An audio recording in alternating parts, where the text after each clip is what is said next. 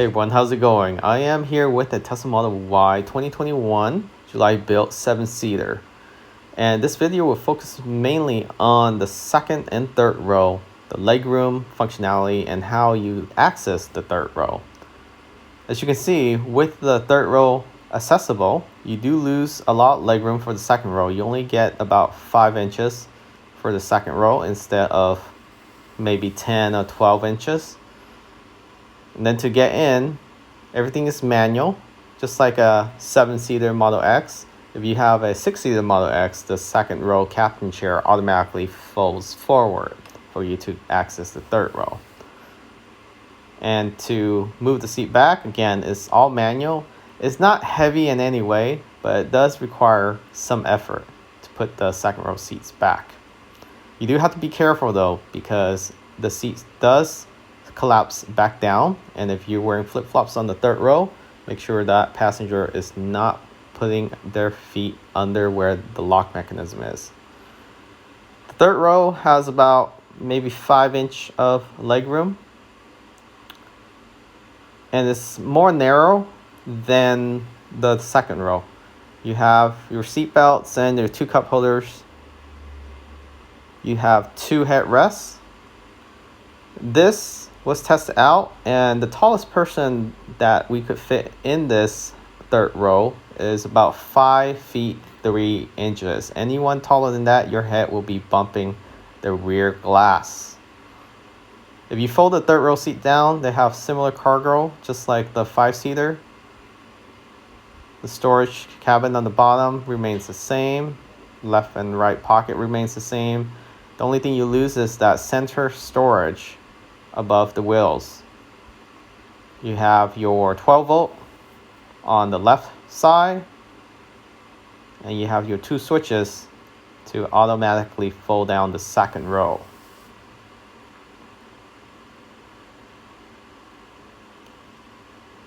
Going back to the second row, there are differences in how these seats fold. So you do have a lever on the right of the seat, as well as the left side of the rear left seats, where you can fold or recline, decline the seats. Unlike the 5-seater, you actually have to use the lever on top of the seat. As far as folding, you have your different stitching on the third row there. In the 5-seater, these are just carpet. You don't lose any cargo room in terms of folding the seats down. It remains the same. Now, folding the third row seat up was a little of a challenge. It's a long reach. I'm 5'11", and I can barely just reach it. So if you're shorter than the 5'11", you probably have to crawl into the trunk to fold it, or fold it from the rear doors. And it does lock in firmly, very secure. So the other challenge is also when you fold these seats, you actually have to slide it forward and then lift it up.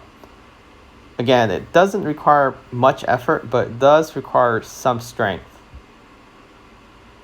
So just something to keep in mind. It's not automated. And here's the lever in the left hand side, the rear left seats. You push that up and you can fold the seat or recline, decline the seat, which is nice if you're not using your third row.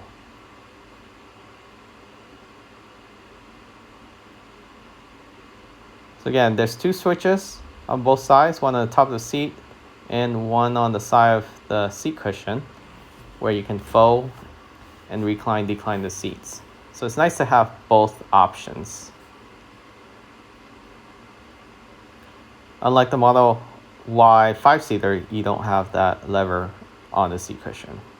Now, if you're not using the 7th row, the leg room is the same as the 5-seater. You just slide it all the way back.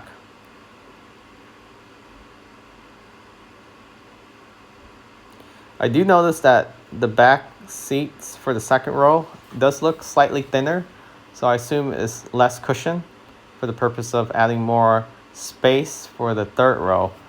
So perhaps it's not as comfortable as the 5-seater for a long road trip, even for the second row. Now, if you really need a 7-seater for driving people around often, I would suggest getting the Model X versus the Model Y. Another problem with this is Model Y sits a lot lower than the Model X, and also it doesn't have the Falcon Wing door, so getting in and out of the third row is really a challenge, even for someone who's 5'3".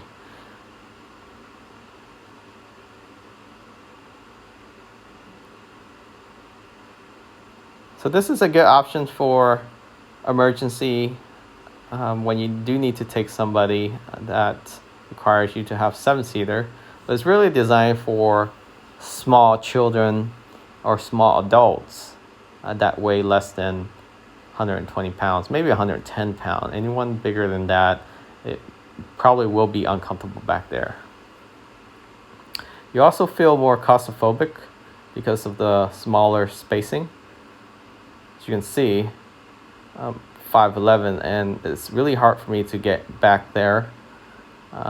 And when I do get back there, I have to tilt my head sideways for the rear tailgate to close properly, or else it won't close.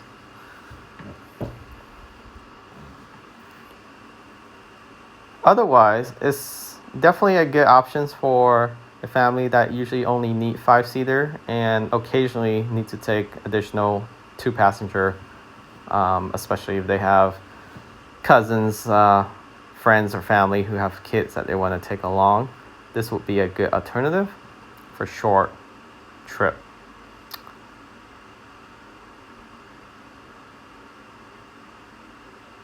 Now, the extra cost is $3,000 on top of the MSRP for the 7-seater, which is not too bad. So you're essentially paying about $1,500 per extra seat, similar to what they charge for the Model X when you pick the 5 versus the 6 or 7-seater. The 6-seater actually costs more because the captain chair is electronic and it's just more roomier and more comfortable.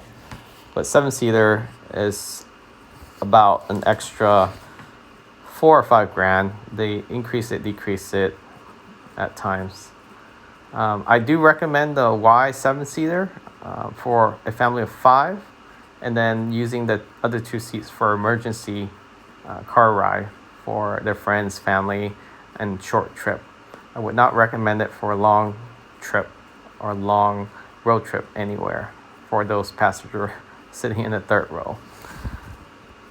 You do have USB-C in the third row as well, and otherwise kids love the third row seating because it feels more cozy, it's more tight, knitty, and overall kids love the third row, but as a adult you would not enjoy that ride at all. My knee is hitting the chair and it's pushed all the way forward. It's just not a comfortable feeling,